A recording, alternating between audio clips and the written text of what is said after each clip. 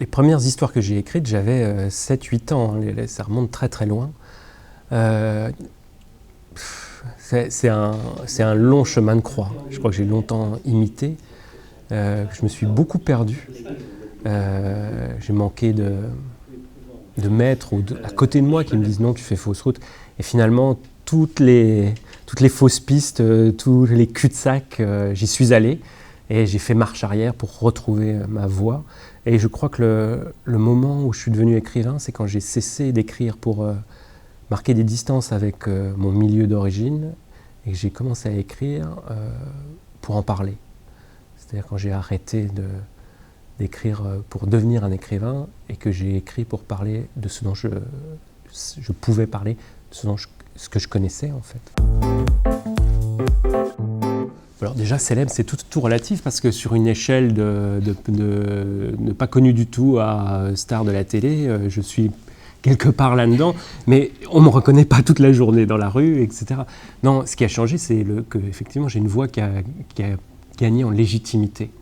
Et que si je produis des discours aujourd'hui, ils n'ont pas le même effet, et n'ont pas impact, que hier, qu'ils n'ont pas la même puissance de propagation, qui ne touchent pas les mêmes gens. Donc tout ça, ça a changé. Donc au début d'ailleurs, ça m'a surpris, et c'est comme si vous vous promeniez avec un sifflet et que d'un coup vous vous retrouvez avec un mégaphone. C'est très très curieux comme effet. Donc moi je ne suis pas un écrivain, un message, je réponds aux questions qu'on me pose. La question qu'on m'a beaucoup posée, c'est est-ce que mes personnages seraient des gilets jaunes? Alors dans la grande bataille d'interprétation qu'il y a eu sur les gilets jaunes, je me suis employé à dire que non, ce n'étaient pas tous des beaufs, des fachos, des crétins irrécupérables, voilà, parce qu'il y a autre chose de très, très important, et notamment pour la démocratie, qui jouait là-dedans. C'est compliqué parce que c'est une usine à produire des élites, donc les élites se reproduisant entre elles, fatalement, c'est même pas une question de code, c'est que c'est pas conçu pour ça. Après, dans une société vertueuse, avec des dispositifs vertueux, il y a des exceptions qui sont possibles. Et plus il y a d'exceptions possibles, plus cette société est vertueuse à mes yeux, voilà. Et ben voilà, exactement. C'est vrai que je m'inscris dans cette généalogie-là, quoi, du réalisme qui peut aller jusqu'à la cruauté des auteurs qui font un effort de démystification, qui ne sont pas là pour vous changer les idées et faire diversion, mais qui sont là pour rendre des coups, mettre le doigt où ça fait mal, produire de la vengeance contre la bêtise, ce genre de choses. Donc Flaubert, oui, au tout premier chef. Et puis d'autres, Pérec, Céline, le polar, parce qu'on l'oublie, moi je reste un grand lecteur de romans noirs. Donc quelqu'un comme Manchette, Jean-Patrick Manchette, a immensément compté dans mon parcours. Aujourd'hui, où je me retrouve dans le grand bain de la littérature générale, avec auréolé d'un prix très prestigieux, on oublie de m'en parler, mais c'est de la littérature aussi, et je lui dois beaucoup.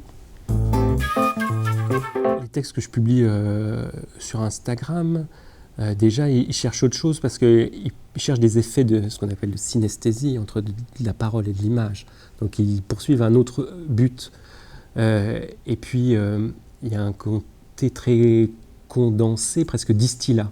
C'est-à-dire qu'il y a si peu de mots qu'on les pêche chacun. Dans un roman, même si on le réécrit beaucoup, il faut quand même qu'il y ait des soupirs, des moments un peu de repos. Il y a des hauts, il y a des bas dans un roman. C'est comme ça. Alors que dans un post Instagram, on peut faire 20 lignes qui sont toutes extrêmement denses. Et puis dans un post Instagram, il y a quelque chose qu'il y a moins dans le roman, c'est le narcissisme. C'est-à-dire que quand même, quand on poste ces choses-là, c'est, qu'on le veuille ou non, on attend un retour immédiat des lecteurs et que ça a une incidence sur le lieu d'émission, sur la manière dont on le fait. Je ne suis pas sûr que ce soit une bonne chose, mais je le fais quand même, parce que j'ai des problèmes de narcissisme sans doute. J'aime beaucoup Natacha Apana, par exemple, voilà, mais je serais bien en peine de dire qui le mérite, qui a droit. Et puis à la fin, il faut bien comprendre que le prix Goncourt, ça ne s'inscrit pas dans une structure scolaire, c'est pas le major de l'année, c'est pas celui qui a écrit le meilleur livre, le plus intelligent, le plus beau. Non, il y a derrière ça une mécanique très complexe, entre la qualité d'un livre, l'intérêt de la presse, le goût des libraires, ses possibilités sur un marché, les rapports de pouvoir aux soins du jury, etc. C'est une mécanique extrêmement complexe. Sciences Po.